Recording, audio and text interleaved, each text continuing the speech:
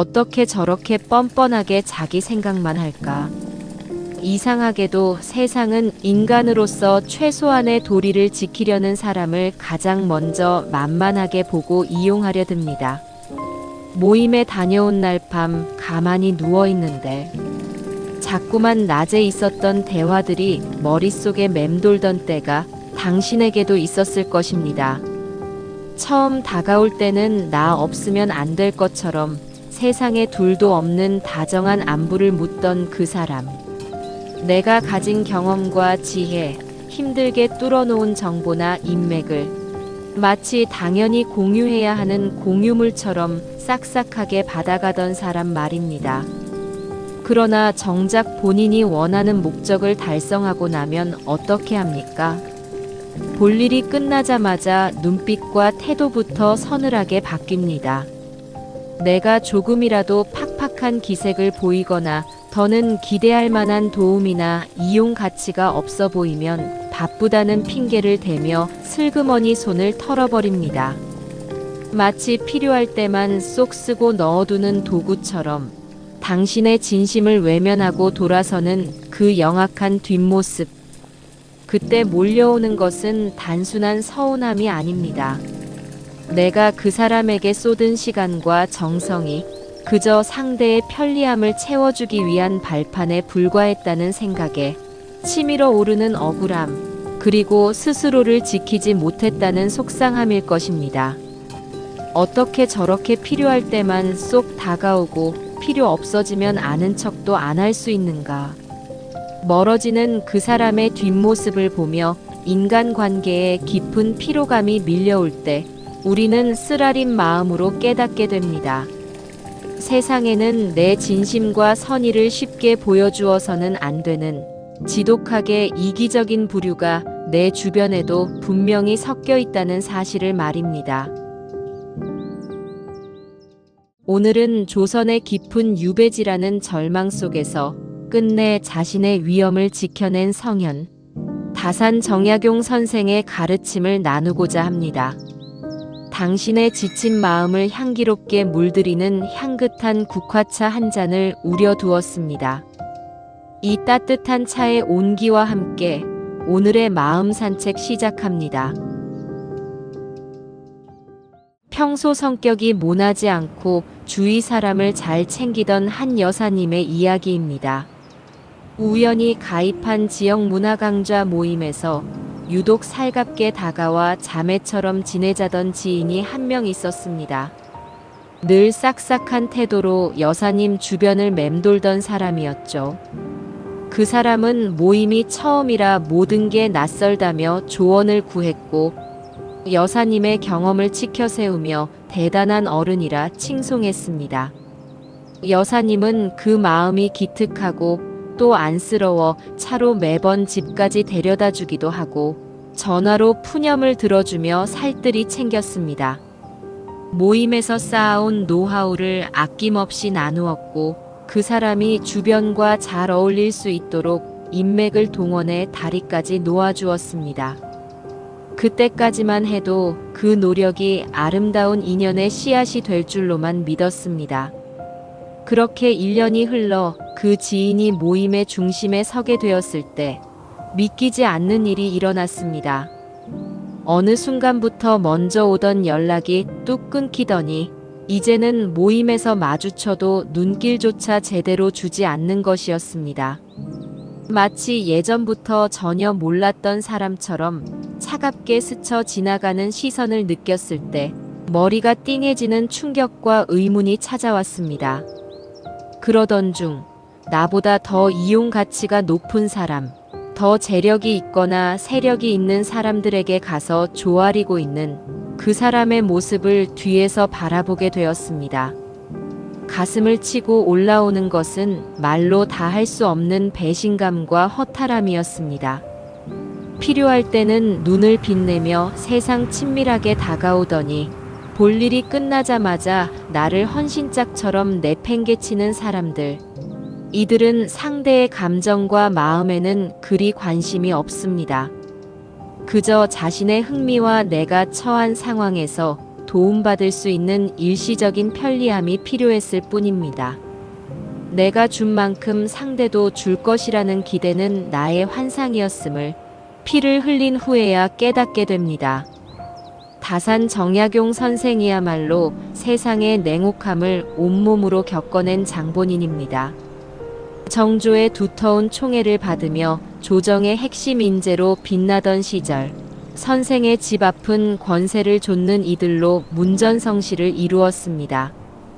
그들은 선생의 화려한 배경을 사랑했을 뿐 정약용이라는 인간 그 자체를 본 것은 아니었습니다. 정조의 서거와 함께 불어닥친 유배의 칼바람 속에서 모여들던 사람들은 밤안개처럼 허무하게 흩어졌습니다. 혹여 자신에게 불똥이 튈까 비난에 앞장서는 이들도 있었습니다. 선생은 18년이라는 긴 유배 생활 동안 필요할 때에만 자신을 찾고 쓸모가 다하면 안면을 바꾸는 인간들의 영악함을 뼈저리게 마주했습니다. 선생은 이와 같은 염량세태를 경계했습니다. 염량세태란 권세가 있을 땐 불처럼 뜨겁게 아부하고 힘이 빠지면 얼음처럼 차갑게 돌아서는 세상의 야박한 인심을 뜻합니다.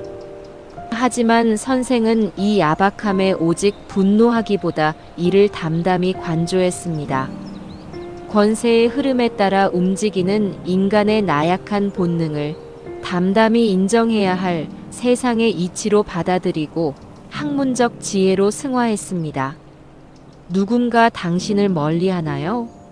그것은 당신이 무가치해서가 아닙니다. 단지 당신에게서 더 이상 취할 조건이 사라졌을 뿐입니다. 상대가 차갑게 거리를 둘 때 그저 억울해하거나 분통을 터뜨리지 마십시오. 그것은 당신의 삶을 갉아먹던 껍데기 같은 인연들이 걸러지고 있다는 신호입니다. 억지로 붙잡지 마십시오. 가짜들이 떠나간 그 빈자리는 비로소 당신만의 진짜 인생을 채울 수 있는 넓은 공간이 될 것입니다. 타인의 야박함에 일희일비하지 않고 나의 중심을 지키는 것. 이것이 상처 가득한 세상에서 나를 지키는 가장 현명한 처세입니다. 그렇다면 우리는 이 영악한 인간들에게 더는 상처받지 않고 어떻게 내 삶의 주권과 평온을 지켜내야 할까요? 다산의 지혜를 바탕으로 세 가지 처세를 마음에 새겨야 합니다. 첫째로, 과도한 칭찬 뒤에 숨은 무리한 요구를 단호하게 잘라내야 합니다. 필요할 때만 다가오는 자들은 대단한 어른이라며 부추기고 역시 이 분야에서는 최고라며 입에 발린 칭찬을 쏟아붓는 특징이 있습니다. 기분을 좋게 만들어 대접해주는 척하다가 이내 거절하기 곤란한 무리한 부탁이나 요구를 은근슬쩍 밀어넣습니다.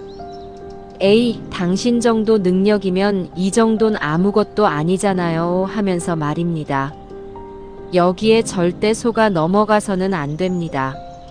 나를 진짜 존중하는 사람은 애초에 내 상황을 곤란하게 만들 무리한 요구를 하지 않습니다.